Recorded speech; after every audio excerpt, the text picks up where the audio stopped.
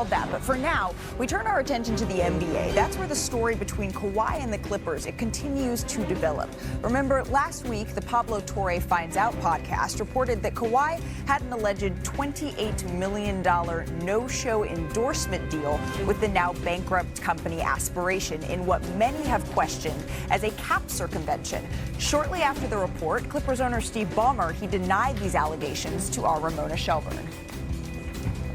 Up front, I want to say one thing very clearly. We, the Clippers, have abided by the salary cap circumvention rules because that's the right thing to do. And we have done that. I happen, for what it's worth, to think it's a very important rule in terms of promoting competitiveness and equal playing field across the league. But whether I agreed with it or not, it's the rule. And we've absolutely abided by that. So a very clear denial from Steve Ballmer of any salary cap circumvention. And at yesterday's Board of Governors meeting, Commissioner Adam Silver, he stated it would be up to the NBA to prove any wrongdoing by the Clippers, and the league needs to look at, quote, the totality of evidence rather than just, quote, mere appearance. But he made the potential ramifications clear to our Vince Goodwill. How broad do your powers extend as far as the collective bargaining agreement, as far as penalties you can assess to the Clippers, to Kawhi Leonard? My powers are very broad. A full range of financial penalties, draft picks, suspensions, etc. I have very broad powers in these situations.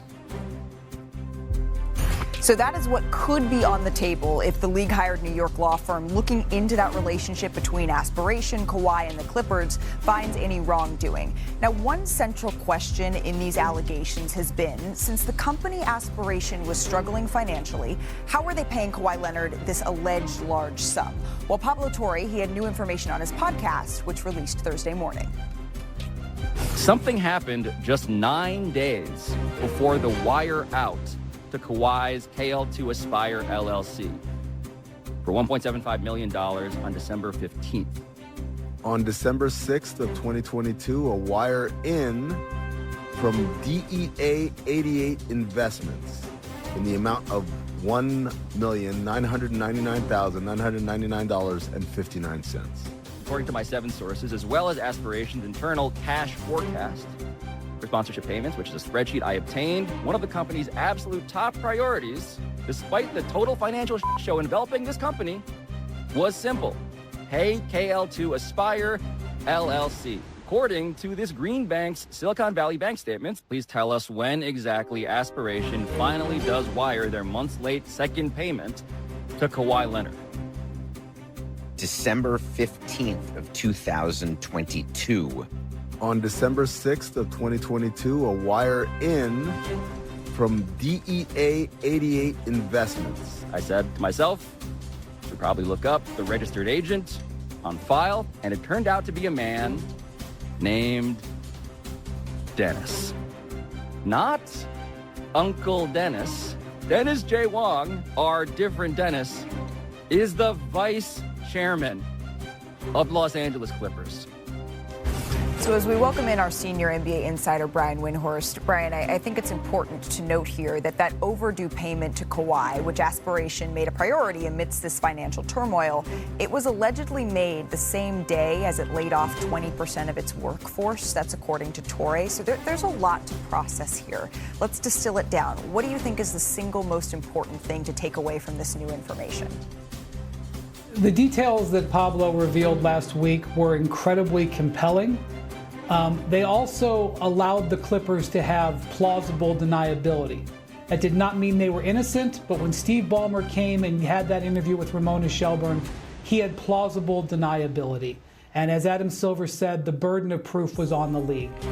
These revelations that came out today had substantially less plausible deniability because of the amounts, because of the relationships involved.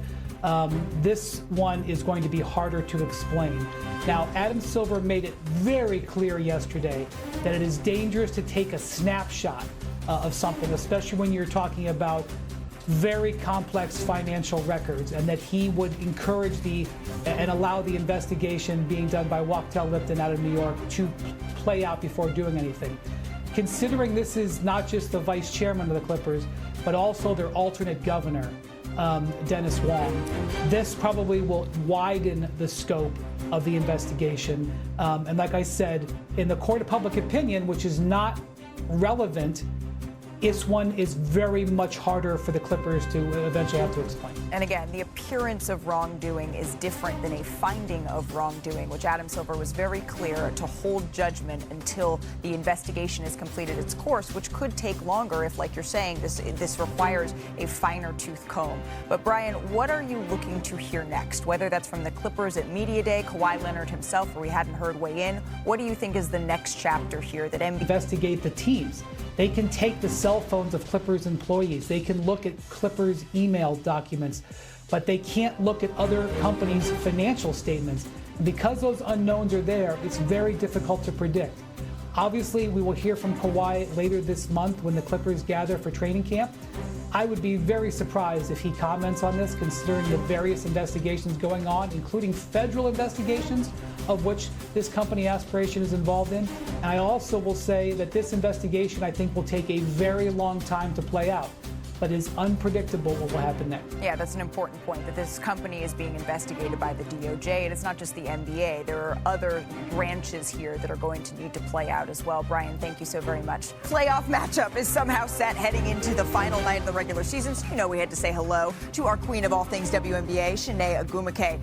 I don't know if we can narrow it down to just one, Shanae. So walk us through the most important storylines. Hang on, I got to get a pen because there's so much going down tonight. Let me tell you guys, there are two important games. I know all of these are technically important, but there are two to keep your eyes on. Right. And the game of the year might actually be the last game of the WNBA regular season. Las Vegas Aces at the Los Angeles Sparks. Happy that you're going to be there. The reason I say this is because the Las Vegas Aces have an opportunity to lock up the number 2 seed. If you're number 3, if you fall down there, you only host one round of the WNBA playoffs. So they want to host multiple rounds. And of course, there's the opportunity for revenge. Yep. Also on the Los Angeles side, Kelsey Plum playing her former team. Maybe she wants to play spoiler, knock them down. But also the Las Vegas Aces, every team that has gone 15-0 in a season has won a championship. They're looking to go 16-0. They're trying to ride being the hottest team in the WNBA. Watch out for that last game of the year. But also, it's not just a battle at the top. It's the battle at the bottom. I want you guys to take a look. But by the way, like, if the Aces win, this is what the standings would look like. Okay. Lynx Aces, if the Aces lose, this is what the standings, they drop to 3, and again, home court implications. Got it. It's also a second battle that is actually truly interesting. It's the battle at the bottom.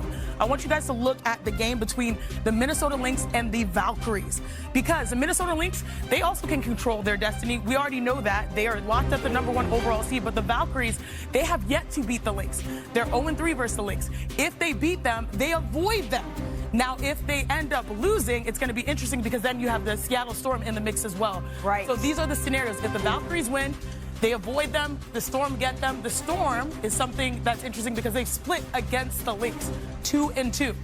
If the Valkyries lose, they have to face their opponent who they have yet to beat. And we don't know yet if Napheesa Collier is going to be giving it a go in this one. She is a game time decision, right? Yeah, exactly, yeah. So there's a lot to keep an eye on, but the last game, obviously with the Aces and the Sparks, but also this game here between the Valkyries and the Lynx, those are the two that will actually truly set the standings in the WNBA playoffs. It is going to get wild in this final day of the regular season. And lucky for us, not only is Shanae here with us all show long, we have a couple of very special guests lined up for today's show. In just about 10 minutes, Valkyries head coach Natalie Nakase is stopping by to introduce the world to playoff Valhalla. I'm really excited to talk to her about how her squad is exceeding expectations, her Coach of the Year case, so much more.